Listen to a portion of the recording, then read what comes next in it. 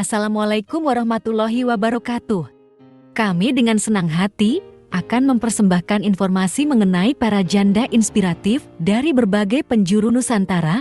Bagi Anda yang sedang mencari jodoh, kami persembahkan janda-janda cantik, kaya, dan berbakat yang mungkin sesuai dengan kriteria Anda. Hai sahabat pencari janda.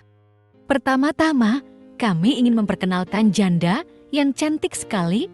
Beliau telah menjadi janda selama 1 tahun setelah mengalami peristiwa pahit akibat suaminya yang tidak setia. Berikut adalah profil lengkap dari Mbak Janda yang selalu terjaga pesonanya dan memiliki kecantikan yang tiada tara.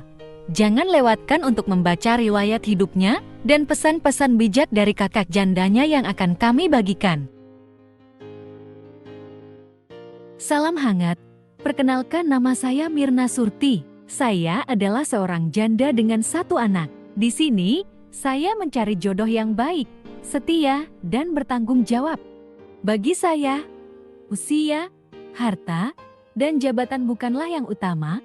Yang paling penting adalah kemampuan untuk menciptakan kehidupan keluarga yang harmonis bersama anak saya.